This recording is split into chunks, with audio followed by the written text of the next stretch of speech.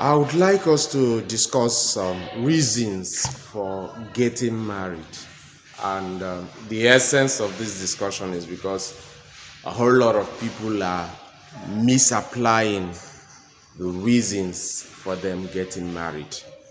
Social issues, economic issues, for securities, and so on. So many reasons. But I want to bring to you the reasons that the church will want to present for people getting married. And what are these reasons?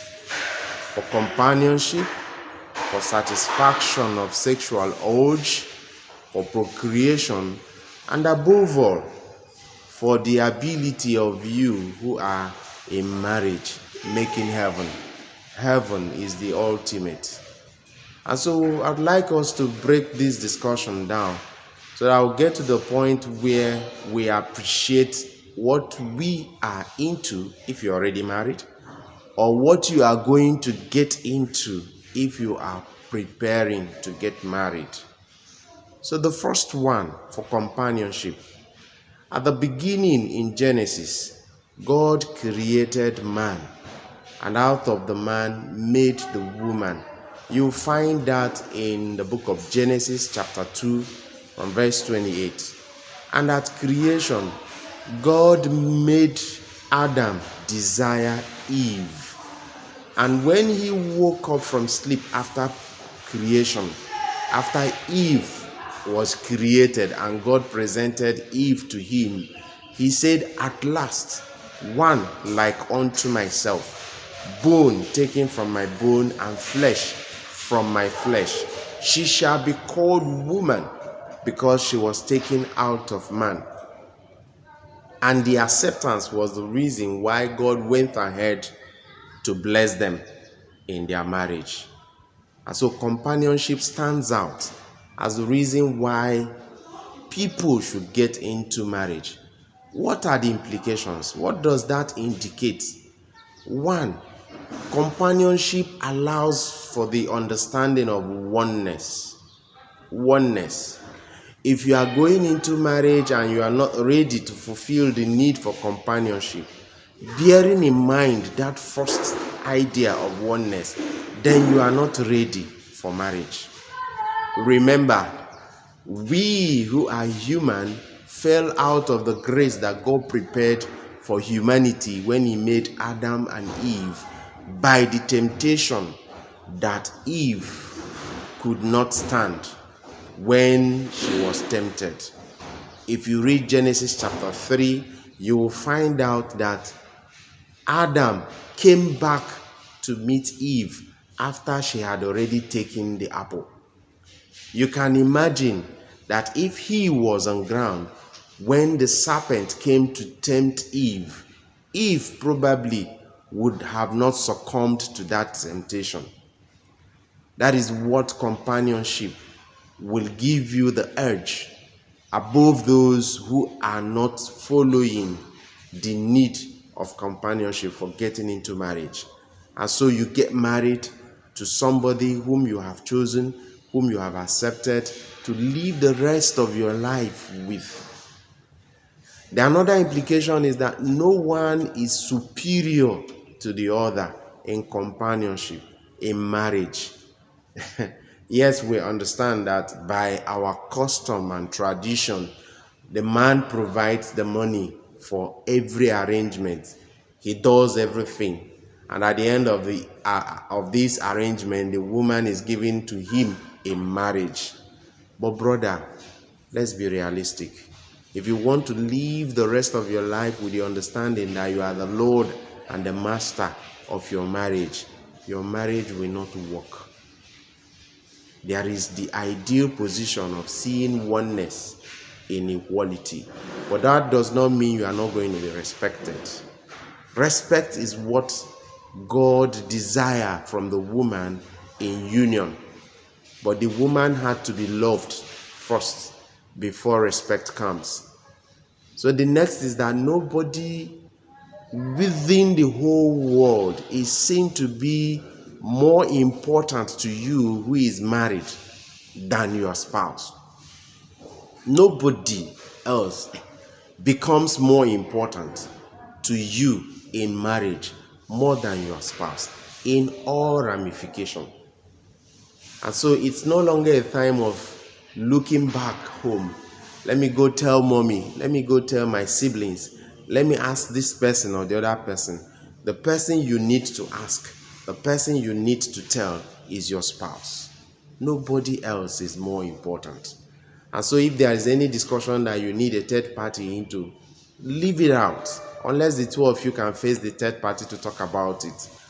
When you see a spouse, when you see a couple who fulfills this first drive of companionship, you see perfect unity in them.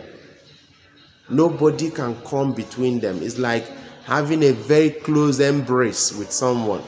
You will do that and nobody has a space to pass through. It's even shameful that you see newly wedded couples, they are dancing at their reception and there are a lot of gap running into feet, and people are all around them, facing them and dancing with them, and not them who have wedded dancing with themselves. It's a shame. That shows there is no oneness. And so companionship is important. And so next we move to satisfaction of sexual urge. We are human. There is no doubt about it. That when as a person you stay within the confines of a place with an opposite sex, there is a desire in you. A desire in you to go for sex. It is normal. It's natural. And so marriage allows you the freedom to satisfy this urge sexually with your spouse without any sign of guilt. You don't have any injury in your soul when you do sex with your spouse. But sex outside marriage is deadly, it's mortal, is a killing sin. It takes you away from the grace of God. It presents you out there for any manner of attack that sin could bring on any man. And so satisfaction of sexual urge when you have the desire becomes a second reason for getting married. Please be attentive. I mentioned 4 reasons at the beginning, and I mentioned them in order that they go.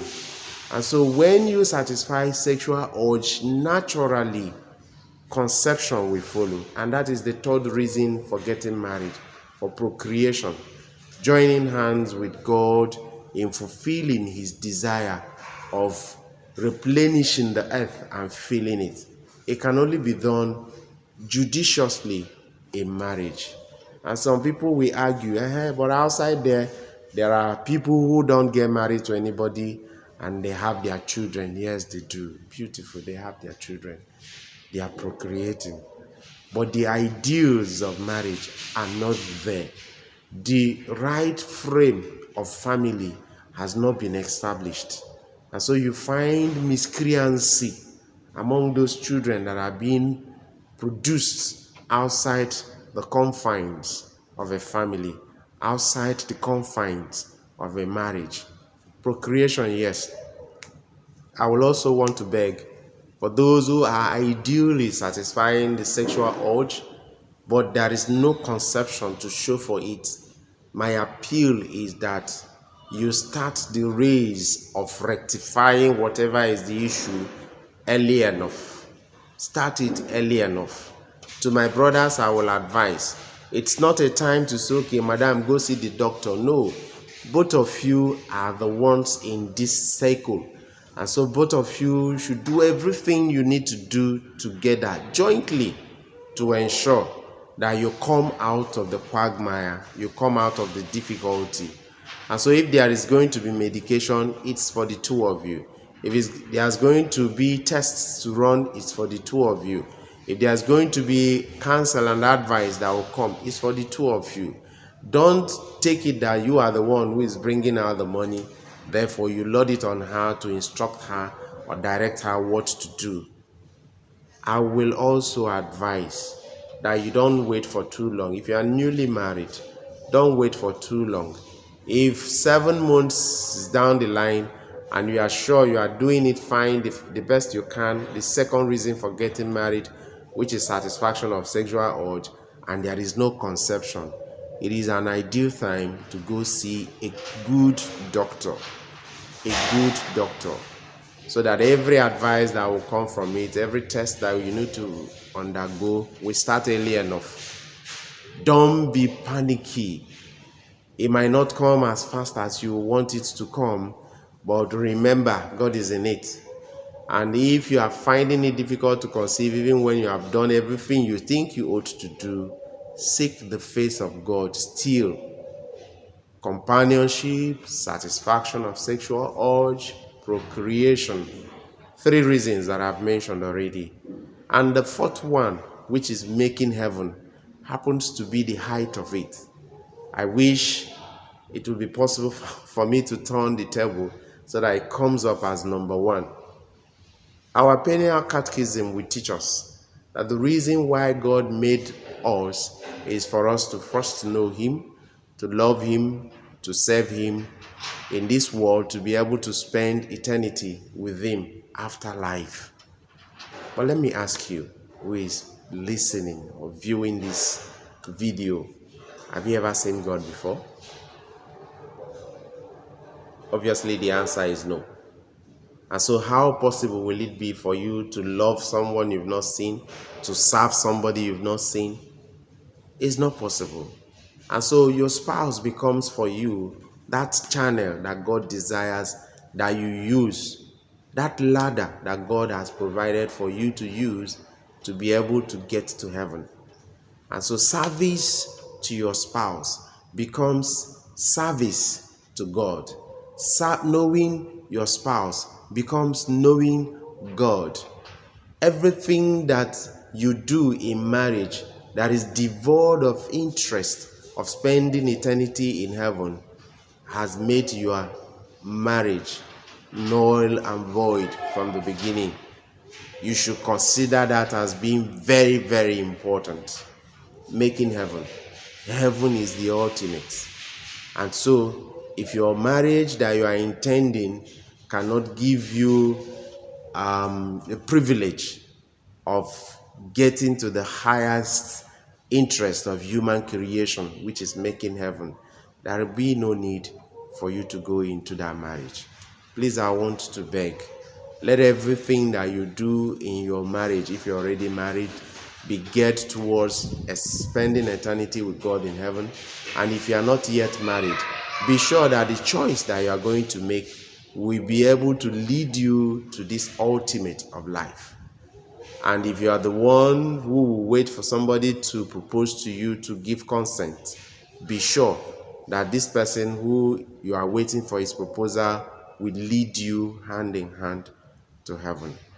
God bless you.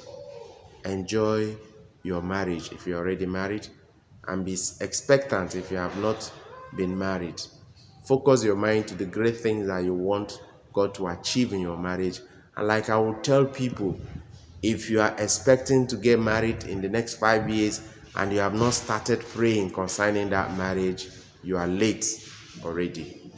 God bless you. Thank you for listening.